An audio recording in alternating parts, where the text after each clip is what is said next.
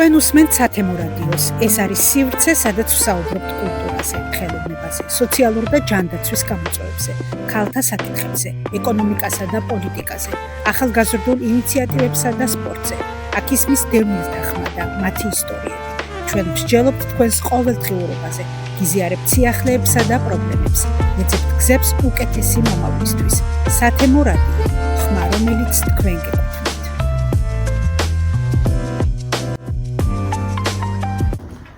მოგესალმებით ძვირფასო მეგობრებო, ჩვენო მსმენელებო, ჩვენო მაყურებლებო, უკვე მერამდენი გადაცემა ჩვენ მაუწყებლობთ. ჩვენი სათემო რადიოს ხმა ამჯერადაც თეატრიდან გაისმის.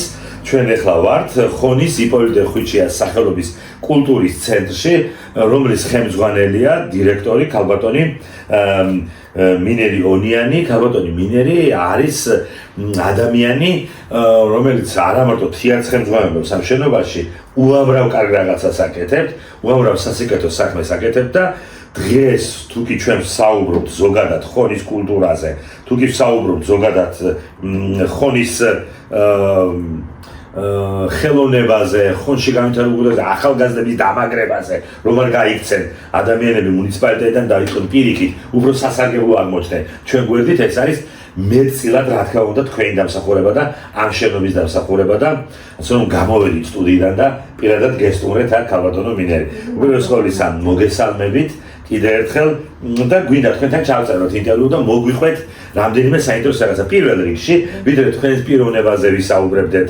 თქვენს ოჯახზე, ისეთ პირად საკითხებზეც, გვინდა რომ გითხრათ რას აკეთებს ეს შენობა ხონში.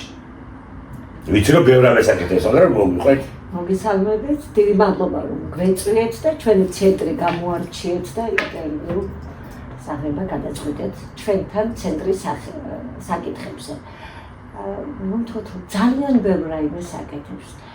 აქ არის თეატრი 1, თეატრი 2, ბავშვთანებების თეატრი, თოჯინების თეატრი, ლიტერატურული თეატრი. აქ არის 135 წლის საქართველოში ერთადერთი სახალხო სასულე ორკესტრი. აქ არის ფოლკლორული ანსამბლი, აქ არის იუმორისტული ჯგუფი იპოლიტელები და ბევრი რა ყველა ჩამოთვლა ალბათ ძალიან დიდ დროს წაიღებს. ამიტომ დაახლოებით ძირითად საკითხებზე ჯობია ვისაუბროთ. როგორც ვიცი, თეატრი ემზადება 160 წლის იუბილეზე. ეს ძალიან დიდი თარიღია ნამდვილად, პატარა არ არის, იმიტომ რომ 160 წლის იუბილე ნიშნავს იმას, რომ თავადაა ქართული თეატრი ლამის 160 წლის, რომ ხონში თეატრალური კულტურა და ქართული თეატრი თითქმის ერთდროულად დაიბადა. ვინ იდგენ ამ თეატრის სათავეებთან, ვინ იყვნენ ეს ყვინჩიების ეს წარმოდგენილი დიდი ოჯახი, თავისი იპოლიტეთი რა თქმა უნდა, რომელიც აქედან დაიწყო იპოლიტემ და ბევრმა აქედან დაიწყო, რომ აი ამ წარსულზეც რო გითხრათ, რა არის ეს 160 წლის ისტორია. 160 წლის ისტორია რომ დავიწყოთ, ალბათ დღევანდელი დღე არ გვეყოფა, მაგრამ რადგან თქვენ იპოლიტე ხვიჩია ახსენეთ, ამიტომ მოდი აქედან დავიწყოთ. იპოლიტე მთელი ხვიჩიების ოჯახი, უბრალოდ ხვიჩიების კი ბატონო. ჩვენ აქვე უთხრათ მსმენელებს, რომ ხვიჩიები არიან ესენი სინამდვილეში, იპოლიტე ხვიჩია იყო. კი, მისი ოჯახიდან. მისი ძმა ალექსანდრე ხვიჩია იყო საუკეთესო რეჟისორი. და ძალიან ბევრი სპექტაკლი აქვს დადგმული და სხვათა შორის სწორედ ალექსანდრე ხვიჩიას მიერ დადგმულ სპექტაკლში პოლიკარპე კაკაბაძის ყვარყვარე თუთამელი. პირველი როლი ითამაშა იპოლიტე ხვიჩია და სწორედ აქედან დაიწყო უკვე მისი როგორც მსახიობის გზა. და სხვათა შორის ძალიან ბევრი სპექტაკლები აქვს დადგმული, აქ თვითონ საშა ყვიჩი აქ დარჩა და ხელი შეუწყო ძმას იპოლიტეს, რომ ეს სამსახიობო კარიერა გაიგრძელებინა. აქ იყო მისი მეუღლე და ყველანი, ეს იყო რაღაც სავანე ყვინჩიებისა, საუკეთესო როლი და იმ პერიოდში იყო თეატრი მართლა ძალიან ამაღლებულ პერიოდში და ძალიან საინტერესო და აი ბევრი სმითქმელი და ბევრი რამ გააკეთა იმ პერიოდში თეატრმა და ეს დამსახურება ყვინჩიების. ამ თეატრისადმი ასე ვთქვათ, შეიძლება ითქვას ქვეყანა ვალშია, იმიტომ რომ ბევრი დიდი მამულიშვილს გაუვლია ნამდვილად ამ სცენაზე. ჯერ წულუკიძეებით დავიწყოთ, მერე იყო თვითონ პოლიკარპე კაკაბაძეც უთამაშია. პოლიკარპე და სხვათა შორის განმარტო პოლიკარპე კაკაბაძე, დავით კაკაბაძეს. როგორც მხატვარი, თეატრალური მხატვარი, პირველად ხოლშია გაკეთებული სპექტაკლი აქვს დახანებული სცენოგრაფია. როგორც მხატვარი, სცენის მხატვარი. სწორედ აქ აიდგა პირველად დავით კაკაბაძე არის უდიდესი მხატვარი, ძალიან მაგარია. შემდეგ ალბათ არ შეიძლება ხონის თეატრი არ იყოს ძალიან ღირსეულად წარმოჩინებული, იმიტომ რომ ისეთ ნაკვალებზე გავართ, ისეთი ადამიანების ნაკვალებზე დავდივართ, უბრალოდ ცხოვრება არ შეიძლება. როცა შემოხვალ უბრალოდ ბიუსტი დგას, პინჩიასი, კაკაბაძის, უბრალოდ როცა შემოდიხარ, უკვე შემოდიხარ იმისთვის, რომ შენ რაღაც უნდა აკეთო აქ. სხვანაირად არ შეიძლება. სხვანაირად უფლება არ აქვს შემოხვიდე.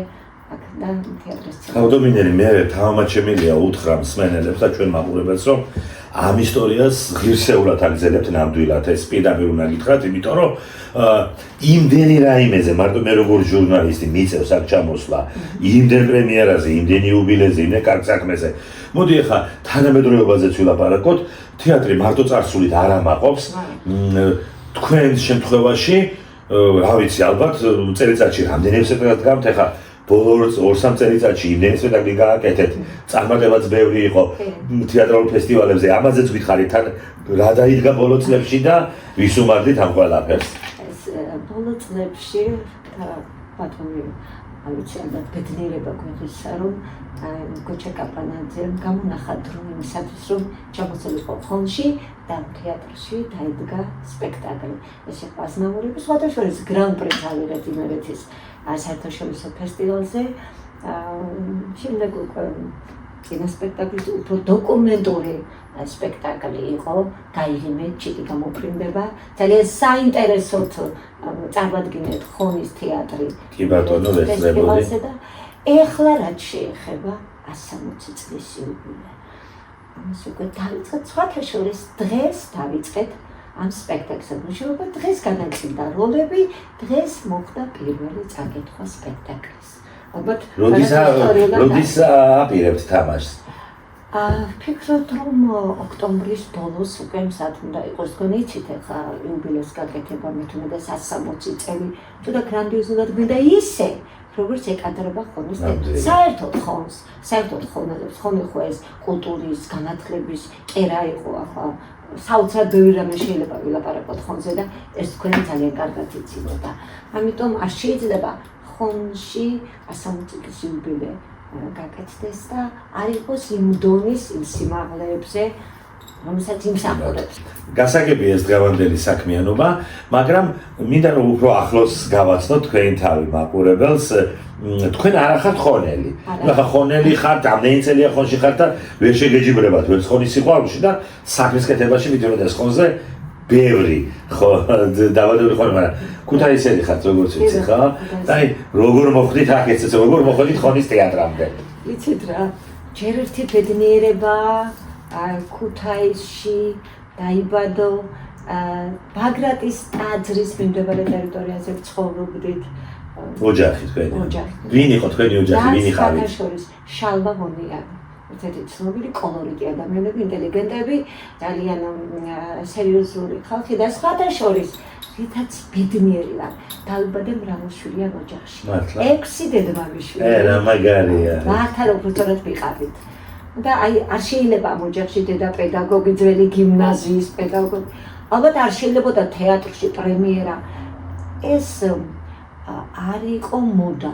ეს იყო აუცილებელი მოთხოვნა, რომ ყველა პრემიერაზე თეატრში უნდა წასულიყავით. არ შეიძლებოდა ახალი კინო გამოსულიყო და კინოში აღარ. ბევრჯერ ყოფილა შემთხვევები, რომ ორი სეანსი გვინახავს ხოლმე დედასთან ერთად.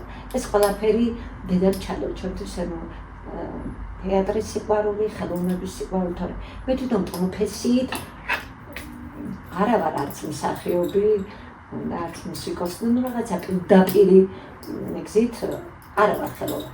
რა პროფესია გაქვთ? პედაგოგიური მაქვს განათლება და თავდაპირველად საბიბლიოთეკო განათლება. შორს ნამდვილად არა. საბიბლიოთეკო განათლება და როცა ხონში ჩამოვედი, სწორედ ჩემი გზა პირველი იყო ბიბლიოთეკაში. ბიბლიოთეკაში შევიდა. ბევრი წლები მუშაობდი რიგითიდან დაწყებული, შემდეგ გაერთიანების დირექტორი, ალბათ ძალიან ბევრი რამ მივიღე, ვისწავლე სხვათა შორის მინდა ვთქვა გულწრფელა. 50 წელიწადია ვცხოვრობ ხოლში. და ალბათ ყველაზე მეტი ხონელი ვარ. ხონელია ჩემი შვილი, ხონელები არიან ჩემი შვილიშვილები, მით უმეტეს აქ არ ცხოვრობენ, თუ ცხოვრობენ, მაგრამ საოცრად ხონელობენ და მე ძალიან მიხარია. იმელი სითბო დამახვეწენ, იმ უბრალო ხალხმა, უბრალო ადამიანებმა, იგივე იმ ბიბლიოთეკაში, ისეთი სიყვარული მასწავლენ, მათ უკვე მეც მინდა რომ ბევრად გადაუხადო თითოეულ მათგანს. ყველა ძალიან თბილად მახსენდება ეს ადამიანი. ჩვეულებრივი უბრალო ადამიანი, კულტურული, ინტელიგენტი ადამიანი. თქვენ ბიბლიოთეკა ახსენეთ. შემდეგ გაიხსენეთ თქვენი პირველი ნაბიჯები, ახლა აქ როგორ მოხდით, როგორც ხელმძღვანელი ამ ხელა ორგანიზაციის. ესე ძალიან მშვიდი, წყნარი ადგილიდან მოვხვდი აქ. ეს იყო პირველი დავალება, რომ და გამოსულიყავი და როცა შეიქმნა 2007 წელს ხომის კულტურის ცენტრი, უნდა გამოსულიყავი, ვიყავი გაერთიანების დირექტორი და აქ უნდა გამოსულიყავი. გულწრფელად გითხრა, მთელი კვირა ვტირვდი. წნარად იყავით იქ უფრო. წნარად მშვიდად, თუმცა ღონისძიებები დიდი 100 წლის იუბილეი გავაკეთეთ მომთალი ეს. და მახსოვს რა გავაკეთო საიმან დავიწყო. და მივედი ბიბლიოთეკაში და თუ რაიმე დიდი რეჟისორი თეატრზე, რაიმე ლიტერატურა მოიციებოდა, მოვიტანე და დავდე მაგიდას. დავიწყე კითხვა. და რა, სადაც მივედი, უნდა გავაკეთო ჩემი საქმე. ამიტომ უნდა კარგად ჩამწდარიყავი იმ ადგილს, სადაც მომუშავე. დავიწყე აქედან. ვფიქრობ, რომ კარგადაც დავიწყე და ზოგჯერ აქ რა მინდოდა, მაგრამ გულწრფელად ვიტყვი ყოველგვარი თანამდებობის გარეშე მე მოვხვდი იქ, სადაც უნდა მომხდარიყო. და გამემართლა, რომ ძალიან კარგი კოლექტივი შეგვიძლია. თორე თეატრში მუშაობა, არა მარტო თეატრი, ამდენი მიმდინარეობა, ამდენი განყოფილება. ხელოვანი ხალხი ეს მუსიკოსები, მსახიობები, ძალიან პრეტენზიული ხალხია. ძალიან პრეტენზიული და აი რა მიხარია რომ თქვა, რომ ამ 18 წელი აქ და აი ყველასთან მიყვარს ყველანი და შემიძლია თქვა უყვარვარ, თორე სხვანაირად ამდენ ხანს აქ ვერ გავჩერდებოდი და ანუ გამიმართლა ამითაც რომ არის კამათიც არის, მოფერებაც არის, ცოტა გაბრაზებაც არის, მაგრამ საქმეს კეთება არის. ამას ნამდვილად შემიძლია თქვა, რომ ხონის კულტურის ცენტრი მართლა დგას კულტურის გარანტად ხონში. გაბრაზება იცით? გაბრაზება ვიცი, მაგრამ ჩემი კარგი თვისება თანამშრომლებზე ვამბობ თუ არა ხა? ზოგჯერ, მაგრამ ბრაზის შეკავება, აი ეს ჩემი დიდი პლუსია ბრაზის შეკავება შემიძლია. მე ამას რითი აკომპენსირებ? არაფერს ამდენიმე ხნის შემდეგ აუცილებლად მე რო ბრაზი გამივლის, იმას რაც ვეუბნები რომ ეს არ იყო სწორი, ეს. თორე იმ წუთში გაბრაზებულზე არაფრით. ანუ გადაწყვეტილება არ მიგიღიათ არასდროს გაბრაზებულზე? არ მივიღე. ერთადერთი 18 წლის განმავლობაში მაქვს ერთადერთი საყვედური მაქვს დაწერილი. ერთადერთი. ყოველ შემთხვევაში ადამიანი. და მუშაობს შემდეგ ეს როცა დავუშვათ. მუშაობს, იმიტომ რომ როგორც მე ვერიდები და მე ჩემი პრინციპი ესეა, მოიქეცი ისე როგორც შენგინა გეკცელოდნენ, ხო? მე ხო ვიცი, მე შემიძლია თუ კი კარგად თბილად მე თუ ყველაფერს გავაკეთებ და აი ცოტა ეს ბრძანების ტონი, ეს გაბრაზება, ამიტომ არ მსიამოვნებს ეხლა ვთხარი ორჯერ სამ მესამე აღარ ვეტყვი. მაგრამ ის ხდება რომ უნდა გააკეთოს და იმიტომაც არის რომ მუშაობთ და ვაკეთებთ. მგონი რაღაცებში მაქვს კარგი თვისება. კი ბატონო, ეს ძალიან კარგი თვისება. თითქოს ემოციური ადამიანი ხართ, ახლა როცა ჩვენ შევხვედრივართ ერთმანეთს, აი განცდა გაქვთ ყველა ღონისძიებაზე, შფოთვა გაქვთ, იმიტომ რომ კარგად წავიდეს ყველაფერი, ღელავთ, ნერვიულობთ, სტუმარს გინდათ ყველას პატივიცეთ. და გარეგნულად ეს მეტყობა? მე ეს მგონია არ მეტყობა, ხო, მაგრამ როგორ მართავთ ამ ემოციებს? მართავ ალბათ წლებმა, გამოცდილებამ, ხასიათმა ვცდილობ რომ დავფარო ყოველ შემთხვევაში, მე ვცდილობ და რამდენად გამომდის, არ ვიცი. ყველა მეუბნება როგორ შეგიძლია ესე მშვიდად იჯდე ამ ხალხონისების დროს. მე არ ვსიყო მშვიდად, საოცრად ნერვიულობ და საოცრად ვხარ. ხო, აი გითხარით მე პერღონიზებაზე ყოფილა რომ ვიცი რომ ყველაფერი გადადის თქვენზე. ხო, სანერვიულობ, სასიხარულოც ყველაფერი ერთად. წარმატება როგორ მიიღწევა, იმიტომ რომ ბუნებრივია ხართ წარმატების ფორმულა, იმიტომ რომ ქალბატონი, რომელიც ჯესათუ ძნელია სამე მიგიღონ, სადაც იქ დაბადებული არ ახარ, იმიტომ რომ ქუთაისში ძნელია დაიმკვიდროს არა ქუთაისელმა, და ხოში ძნელია და ამ ყველგან ძნელია. ხო, იმიტომ რომ თქვენ მიაღწიეთ წარმატებებს იქ გაერთიანებას ხელმძღვანელობთ, აქ ამხელა რაღაცას ხელმძღვანელობთ და ეს არის რა თქმა უნდა წარმატება და საკრებულოს პირველი მოწვევის საკრებულოს დეპუტატი. აჰა, ეგ არ ვიცოდი, საკრებულოს დეპუტატი. ცხადია რომ ეს ყველაფერი მარტივად არ მოდის. და ასე კი ახლა ვიღაცა შეიძლება გაუმზადებენ ამას, ან ოჯახის წევრი, ან ქმარი, ან კარგი მამა. თქვენ შემთხვევაში ეს წარმატება როგორ მოვიდა? გითხარით ეს საიდუმლო დაუშვათ? არაფერი, ჩვეულებრივად უწფელად, ერთგულად სიყვარულით ვაკეთებდი საქმეს. არ ყოფილა შემთხვევა რომ ვიღაცას, მე მართლა ვიღაცა ვიყავი ჩემსულ და აბსოლუტურად კარგი ურთიერთდამოკიდებულებით ისინი ხონელების ძალიან კარგად დამხმარე და მეც ესე კარგი და სიყვარულით პასუხობ. მიყვარს ჩემი საქმე, გრძნობ ჩემი საქმის პასუხისმგებლობას, სრულიად მარტივი, არაფერი ფორმულა არ არის. უნდა გიყვარდეს და გუწევლად აკეთო შენი საქმე. ნუ ხო გულწრფელად კეთება მარტივი არ არის და არ არის მარტივი, ამაშია საქმე. არ არის, მაგრამ იცი რა არის, ყველაზე ადვილი არის. აი როცა თავისუფლად აკეთებ, გულწრფელად აკეთებ, ყოველგვარი რაღაცას არის, როცა მართალი ხარ საერთოდ. სადაც არ მიყურაში საქმეს, ყველაფერი ადვილია. კი ბატონო. ქალბატონი, მინდა გითხოთ, რამდენად გეხმარებათ თქვენ მართვაში, ადამიანთა ურთიერთობაში დიპლომატია, უკან დახევა, მოთმენა, თუ გაქვთ ეს ვისებები? კი, მეხმარება. და ალბათ რომ არ თქვათ აქ არ ვიყვანოთ, ჩემს ძალებს დიპლომატიაში მოსინჯავდი სხვა შემთხვევაში. ხო, ანუ ამას იყენებთ როგორც მექანიზმი თუ ასეთი ხართ? ასეთიც ვარ, თუმცა არც ის არის რომ ეს კარგი თვისება მაქვს და ვიყენებ კიდევაც როცა საჭიროა. თუმცა არის შემთხვევები რომ ფეთქებად ვარ ზოგჯერ უსამართლობის წინააღმდეგ. ძალიან არ მყავს უსამართლო. მე მალეც ნარდებით თუ გამყოლებული გაქვთ? გული არ მაქვს გამყოლი, მაგრამ მე თვითონ ნერვიულობ, მე შემიძლია უბრალო რაღაცაზე მთელი ღამე არ მეძმოს და ვიფიქრო. თუნდაც იმას რა დაუთხარისი არის. ხო, მიუხედავად რომ მართალი ხართ. მიუხედავად იმისა მართალი ვარ, მაგრამ იმას ხომ არ გონია რომ მართალი ვარ მე. ხო, აი ამაშია საქმე. და სულ ვცდილობ რომ აი მისი თვალით დავინახო მე, რაში არ ვიყავი მართალი. ობიექტურად საკუთარ გასაგებია, თანაგანცდა ძალიან მნიშვნელოვანი თვისებაა. ეს მართალი ხარ თუ მტკვარი ხარ, თანაგანცდა თუ არა გაქვს ძალიან ცუდია. ქალბატონი, თქვენ ძალიან სიყვარულით საუბრობთ ხონელებზე, ახლა გიყურებთ, ეს შეიძლება ერთხელ თქვა რაღაცას დილობის ის ორჯერ, მაგრამ თქვენ ხშირად ამბობთ ამას, ყველა საჯარო შეხვედრებია სცენა, ის ინტერვიუა თუ რა არის. რა აქვს ხომს ისეთი, რაც გამოარჩევს თამაშად სხვა ქალაქებისგან? მე ხშირად ვამბობ რომ მოცუცის გამოთქმა, მოიცა როგორაა, ხომ ერთხელ ხონში თუ ჩამოხვედი, ესე იგი კაცი გამოხვედი. კაცი გამოხვედი. თუ გინდა რომ ხო, თუ გინდა. ხო, კაცი კაცი გამოხვედა, ხონში უნდა ჩამოხვიდა, ხო, კი ბატონო.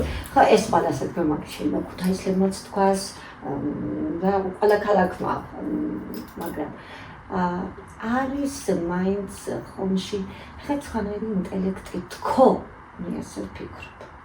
არის არა. აქ განსხვავებული, ალბათ იმის გამო, რომ კულტურის კერა დიდი წლების გამო. თეატრი იციან, განათლება. თეატრი და სხვათა შორის ეს ისტორიულ წყაროებში წერია. კი. დების შნელები დადიოდნენ ტურნირში. მათი სიძე იყო მის პროდიუსერებდა. თუ კი ხონში ჩამოხვდნენ, თუ კი ხონელმა მაყურებელმა ტაში დაგეკრა, უკვე თავისუფლად შეგიძლია ყველა ქალაქში წახვიდო. ახლაც ვინც არ უნდა მოვიდეს.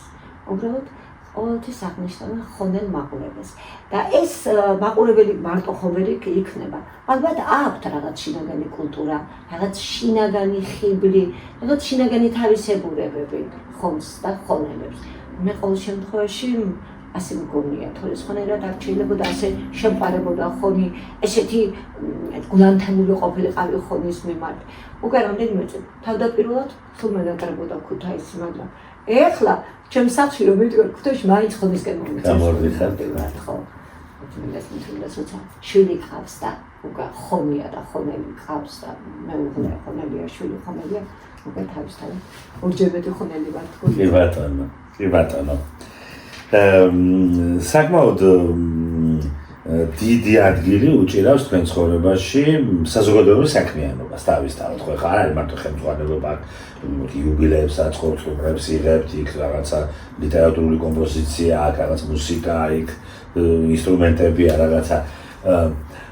როგორც აქტიური მოქალაქე, რამდენად თავის დროზეც, ახლა დიდი ხანია ხელმძღვანელობთ, აქ 18 წელია ხო როგორ აქ კულტურის ცენტრში ვარ თორე აქ მანამდე 50 წელია 50 წელია ამ აქტიური ცხოვრებით ხო და თან რაც ხონში სამსახურებრივი საქმიანობა ალბათ სადღაც 45 წელი და საქართველოში მაშინდელ ეპოქაში მით უმეტეს ახლა დღეს მეტი საშუალება ქალს იყოს წარმატებული და უამრავი რამე კეთდება გენდერული თანასწორობისთვის ქალთა გააქტიურებისთვის ყველაფრის თქვენ აქტიური ქალბატონი იყავით, თან ეხლა მოდი ვთქვათ, რომ ხონში, სადაც ოჯახი ყველა ქალისთვის უპირველესია. როგორ თავსდებოდა ეს ყველაფერი, როგორ იყო ეს დაუშვათ მიღებული იმ ოჯახში, სადაც გათხოვდით, რომ დაუშვათ იყო სულ სამსახურში, ან ბავშვების გაზდაში ვინ გეხმარებოდათ. აი, რამდენად იყო თავსებადი ხონში, მაშინდელ ხონში და თქვენებავ ქუთაისში და ნებავ სამტრედიაში აქტიური ქალი და ოჯახი ერთად.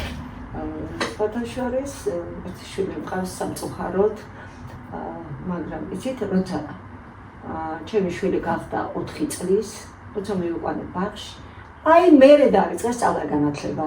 ქუთაისში ერთი მეორე მე კრასნოდარში გავაგზავნე კულტურის ინსტიტუტში და ფაქტიურად როცა უკვე დიდი იყო ჩემი შვილი, მერე დავიწყე აქტიური ცხოვრება და იცით რა არის, თავისთავად ალბათ ოჯახით ხელს მიწყობდა, თორე ისე ხო, რთულია, ხო, არის ზოგიერთ დაუშვათ. უარი თქვა კარიერაზე, ბევრმა დაიკარგა, ბევრი ნიჭიერი ადამიანი დაიკარგა, ამ პირიქით ბევრმა ოჯახის ხარჯზე გააკეთა ეს კარიერა. ამას რომ ცოტა აქტიური ვარ, ვაფლი ჩემს დედას. უბრალოდ აქ რომ ვიყავი და სახლში ვიყავი, დღე ერთი იყო და ჯერ მომაკითხავდა. აბა გააგრძელოს ცოლა, რაღაცები შეძელი ოჯახთან ერთად, ამიტომ ვარსთან ერთად, ოჯახთან ერთად და არ ყოფილა ალბათ ხონის ისტორიაში. რაიმე სკოლა, კომიტეტი რაღაც საჯერგოლო საკითხი, რაღაც შეკრებები, რომ ყველაფერში ფაქტურად პროფკავშირებიდან დაწყებული პროფესიონალის თერაპევტული კულტურის რაიმე აქტიური მონაწილეობა არ მიიღო. იცი რატომღაც დასწრებდით და ვახერხებდი არ ვიცი. ეს ძალიან კარგია. რა არის ის გამორჩეული რამ, რაც აგაფთოვანებთ და აი შეიძლება ითქვას, რომ შთაგონების წყარო იყო ყოველთვის თქვენ საქმეში, თქვენ საქმიანობაში, ან ვინ იყვნენ ის ადამიანები, ვინც დიდი გავლენა მოახდინა თქვენს განვითარებაზე. უბრალოდ კარგად გაკეთებული საქმე, როცა შედეგს ხედა, აი ეს უკვე აღფრთოვანებს და ის უკვე სტიმულს გაძლევს. მგონი მაინც ეს არის მთავარი. იშრომე, იღვაწე, გააკეთე, გამოვიდა, მადლიერება მიიღე, დაანახვა, ხალხს ასიამოვნე იმშენი გაკეთებული საქმით და მგონი უკვე სტიმულს გაძლევს, რომ მეორე, მესამე, მეოთხე და ასე შემდეგ გააკეთე. კი ბატონო, თქვენი ყოველდღიურობა მხოლოდ ამ შენობას უკავშირდება თუ კიდევ არის რასაც საქმიანობთ. მაგალითად, ქალბატონი გულია და თქვენი მსახიობი არის სრულიად უნიკალური მოვლენა. ხო, ანუ მიზღვრილი აქვს თიანზე ყველაფერი, ასევე აქვს მიზღვრილი სხვაზე, ასევე აქვს მიზღვრილი ოჯახზე, ასევე აქვს საქმეზე, ასევე აქვს სოფლის მეურნეობაზე და ტურიზმზე და ყველაფერზე და ასეთი ძლიერი ხდება. ჩვეულებრივი ოჯახი მაქვს, მე ჩვეულებრივ ცხოვრობ, შვილები თბილისში ცხოვრობენ, ხოლო და არის ჩვეულებრივი ქართული ოჯახის წარმოადგენელი ვარ, ჩვეულებრივად რაც კეთდება ყოველ ოჯახში ისე და ამდენადაც ვერ ვახერხ. როგორ ხედავთ ხელოვნების განათლების აი ამ შენობის როლს ხონისათვის, რას ნიშნავს ეს ხონისათვის, რაც აქ ხდება ამ ცენტრში? არ არსებობს პროფესია, რომელსაც ხელოვნება არ სჭირდებოდეს, რომელსაც კულტურა არ სჭირდებოდეს. ექიმია, ინჟინერია, პერსონალია, ყველას უნდა. ყველას სჭირდება თეატრი, ყველას სჭირდება მუსიკა. ამიტომ ცოტა ისეთი მრავალპროფილიანია ეს ცენტრი, რომ ძალიან რთულია სამართალად სამუშაოდ, მაგრამ სამაგეროდ დიდი დატვირთვა აქვს, დიდი ვალდებულება აქვს. გაზრდების მიმართ, ახალგაზრდების მიმართ, ბავშვების მიმართ, ამიტომ ეს არის მე მგონია რაღაც კულტურის კერა, უზარმაზარი რაღაც საოცარი, რაღაც შუშის კედელი, რომელშიც უნდა შეხვიდე და იქიდან უყურო ყველაფერს რა ხდება და როგორ ხდება. მე მაინც მგონია რომ ერთი სიტყვით შეფასება რომ რა არის ეს ხონისთვის, ეს არის ყველაფერი. ეს არის კულტურა, ეს არის განათლება, ეს არის მჭირება, ეს არის სიცოცხლე, ეს არის ყველაფერი რა ხონისთვის, მე ასე მგონი. და ჩვენი გადაცემა უკვე დასასრულისკენ მიდის. ქალბატონო მინერი, გვაქვს კიდევ ერთი 2 წუთი და მინდა გითხრათ ესეთი კითხვა, შეგეკითხოთ, როგორ ხედავთ თქვენს მომავალს, ან თქვენ თავს სად ხედავთ 5-10 წლის შემდეგ? სიცხვილე რომ ვთქვა, ისე ასე აქტიურ შემთხვევაში. არა, სიცხვილე რატოა? ჩვენ ქალბატონ გულიადაზე ვისაუბრეთ ახლა. ხო. 5 წლის მერეც. კი ბატონო. ხო, შემთხვევაში 5 წლის მერე მაინც. თუნდაც 10 წლის მერე იყვეს, ნახოთ, ეს რაღაცებზე დამოკიდებული არა მარტო ჩემზე. მე ყოველ შემთხვევაში სურვილი იმისა, რომ კიდევ ბევრი რაიმე ვაკეთო ხონისთვის. თავდაპირველობის გარეშე ვიტყვი რომ მართლაც ბევრი რამ ვაკეთე, ყოველ შემთხვევაში მაქსიმალური ვაკეთე და მინდა კიდევ ვემსახურო ჩემს ქალაქს. კი ბატონო და ბოლოს ეს ხონი სათემო ცენტრის რადიოა, რომელიც ჩვენი ახალი პროექტია, ასე ვთქვათ, რამდენიმე გადაცემა უკვე გავიდა ჩვენი და რას უსურვებდით ჩვენ რადიოს და ხონის განათლების სათემო ცენტრს, რას უსურვებდით? აი, ყველაფერი მისასალმებელია. რაც გაგეცემა. მე თქვენთან კონტაქტი მაქვს ამ კუთხით. დიდი ხანია. კი ბატონო, ნამდვილად კარგი თანამშრომლობის. მართლაც საოცარი. იმიტომაც თანამშრომლობთ, კარგად რომ კარგ საქმეს აკეთებთ და მიხარია, მინდა გაკეთდეს. იმდენი რამ კეთდება, მე მინდა მართლაში დაგეკრათ და მადლობა გითხრათ იმისთვის, რომ ამდენ რაღაცას აკეთებთ და მე რაც შემიძლია თქვენს გვერდით ვარ და ვისურვებდით, რომ აი თქვენი რადიოდან ისმოდეს სულ კარგი ინფორმაცია, კარგი გაკეთებული საქმე, ინტერვიუს ათმევდეთ ადამიანებთან, რომლებიც ცხოვრებით გაყოფილია, ბედნიერები არიან, მადლიერები არიან და მადლობელნი არიან თქვენ. ამას გესურვებ. უღრმესი მადლობა ქალბატონო მინერი, ჩვენი გადაცემა დასრულდა. დიდი მადლობა ინტერვიუსათვის. დაგვითმეთ, რომ შეგიშალეთ ხელი დღესაც რამხელა რეპეტიციები გქონდათ, გელოდებოდით და არ გაცალეთ, შემოგეჭერით. რახან სტუდიაში ვერ მოგიყვანეთ, ჩვენთან მოვედით. უღრმესი მადლობა და შევახსენებ ჩვენს მსმენელებს, რომ ქალბატონი მინერი ონიანი გახდათ ჩვენი სტუმარი, რომელიც გახლავთ იპოლიტე ხვიჩიას სახელობის ხონის კულტურის ცენტრის დირექტორი.